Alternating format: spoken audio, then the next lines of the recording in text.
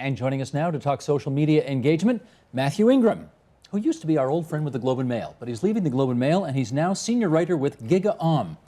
And you're going to take a few seconds and tell me what GigaOM is. Yeah, it's one of the leading tech blog networks in the U.S., so it's a family of technology blogs. And that's what you're going to be starting next week? Yeah. You demand. Okay. We're going to talk activism versus slacktivism, as they call it. As you know, earlier this week, I guess, this Facebook group called Canadians Against Proroguing Parliament passed 200,000 members. Let's just go back to basics. How do people find out about things like this in the first place? Well, usually if they're a member of a group, another group, for example, someone will say, well, I'm creating a group about this. Or, for example, you will, if you're a friend of mine, which I think you are, you join something. It shows up in my Facebook feed. So then I see, oh, Steve joined this group. So then I go look at the group. I might click to join. Someone else sees it in my feed. And that's how it sort of goes viral. Snowballs, yeah. Okay. And why do people, I mean, you've given one example where, oh, my friend has joined, so I want to join too. Other reasons why people might get into this? I guess it could be anything. I mean, it's typically because friends of yours are joining or because it's something you feel strongly about. Although there are, hundreds of groups that are just for fun. I mean, people join them because the name of the group is funny, for example. We're all trying to find out how serious this group against proroguing Parliament is. The fact is, it doesn't require a lot of effort to register your opinion. You click, right. You're in.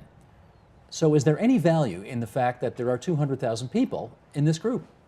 Well, I think there's obviously some value. I think the big issue is how much value. Mm-hmm. Is it the same value as if 200,000 people showed up, on the lawn of Parliament? Probably not. Is it the same value as 200,000 people phoning the government?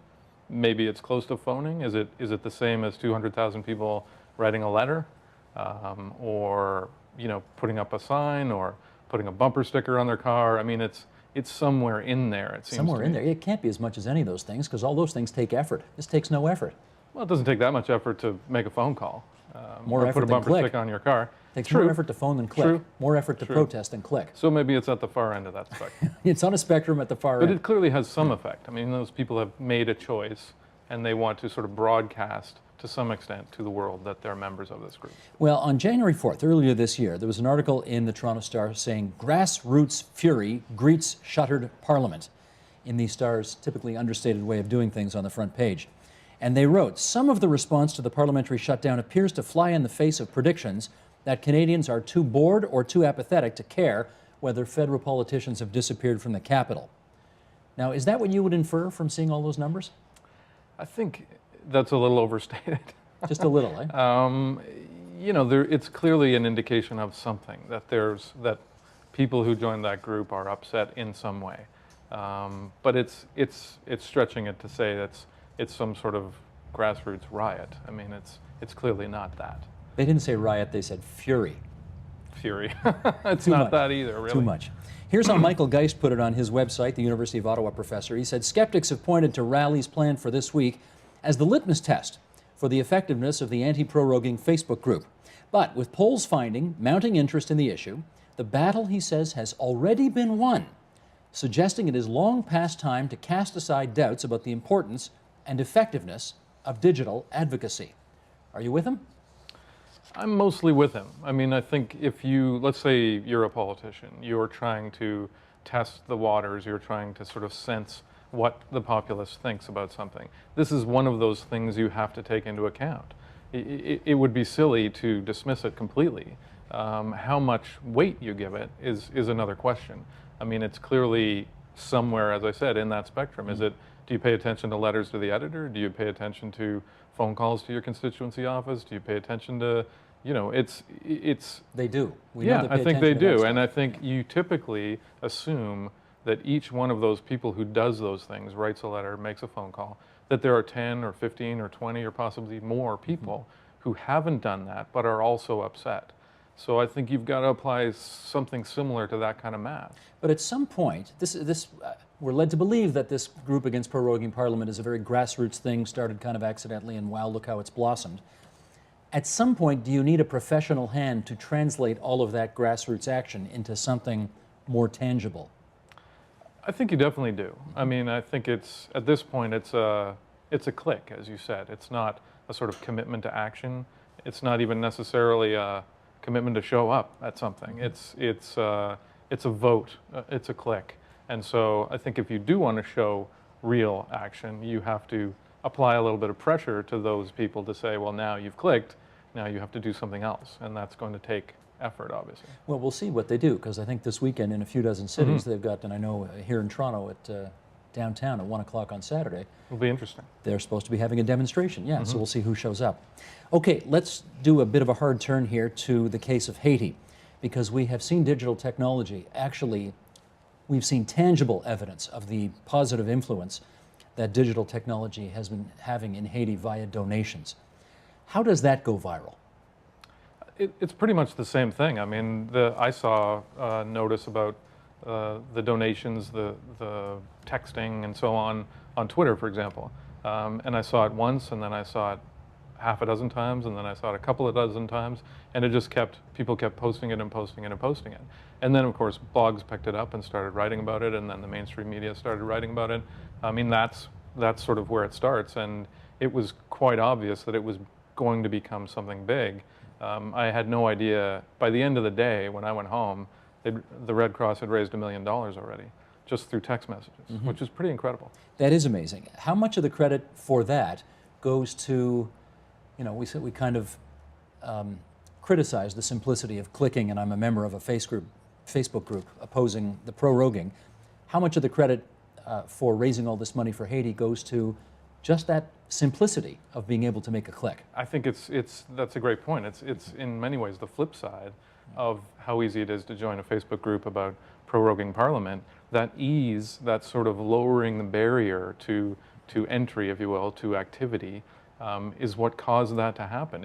If you're thinking to yourself, well, $10, all I have to do is type a word and then text it to a number. It's so simple, and it's such a tiny sum of money. You might buy a sandwich or a cup of coffee, and there goes $10. So it's so easy and so fast. Whereas before you'd have to, mail something or go somewhere or write a check or something like that, all of which takes a lot of effort. So I think it's obvious to me that the simplicity was what helped them raise that much money. As of earlier this week, Rogers had raised more than $125,000 through text messages. U.S. charities, $150 million, $16 million of which were raised by text messages. I don't think I ever remember this happening before. When did this become the thing to do? It seems to have happened just now. I mean, to me, I can't remember a text message campaign like this before. And I certainly can't remember one that raised $1 million in a day or $4 million in 2 days. I mean, it just happened. Many legitimate organizations are, of course, collecting money. Many illegitimate organizations, which deserve a special place in hell, are scamming people using Haiti, as their modus for getting people in there. How do you protect yourself from this kind of stuff? I think you really have to think about it before you do it. I mean, the text message at least was attached to the Red Cross, for example. Text messaging in Canada was attached to the Salvation Army. So institutions that you recognize. A lot of people were saying, go here and look at this information, and it'll show you what organizations, are credible that you should be donating to. I guess the problem is the kind of corollary of of people making it so easy is that it's easy to just send money willy-nilly to whoever. And so maybe you don't take the time to investigate the organization. Maybe you donate $10 to who knows who. And I think that's what scammers are taking advantage of, is people's there's this desire to help, and people are looking for any way they possibly can, and so they'll pick something that sounds good. We should say parenthetically here that our fifth column blogger, Mike Miner, on our homepage, tvo.org/theagenda, look under the blogs. He's got the whole list of the reputable places that you can donate your money and how you make sure you don't get scammed. So we just put that out there as well for your information. Obviously, the online has been tremendous for fundraising for Haiti, but what other applications have gone online to help in other ways for Haiti? Have you got any examples of that? Well, I think one of the biggest examples is just information flow. I mean, to me, as a journalist, being able to follow people who were on the ground in Haiti, even early on, and certainly now, through Twitter and through blogs or Facebook or whatever, those tools allow you to sort of get a real picture of something before the kind of network news crews all show up and tell you what you're supposed to think. So seeing it through the eyes of people who are actually there is a really incredible thing that I don't think we didn't have that ability before. So I started following a guy who is a musician, a Haitian American, moved to Port-au-Prince and bought a hotel.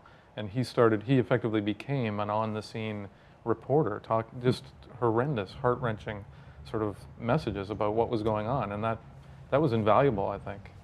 There's another site that you and I saw earlier today, Ushahidi. What's that?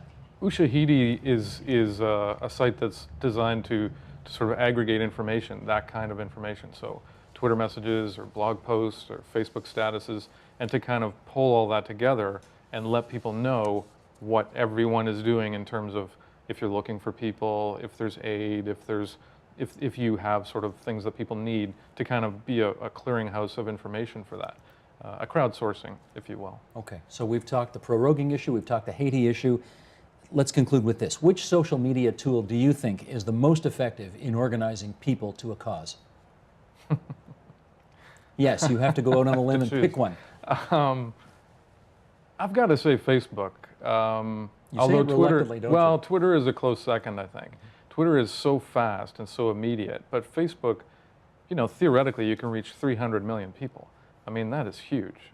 So, yes, it's just a click to join a group, but it is an extremely powerful tool for reaching that broad sort of grassroots. And then, of course, as we said, you have to find a way to convert that into actual activity. Which we will see this weekend, if they can do. Mathew Ingram from GigaOM. Thanks so much for visiting us at TVO tonight. Thanks for having me.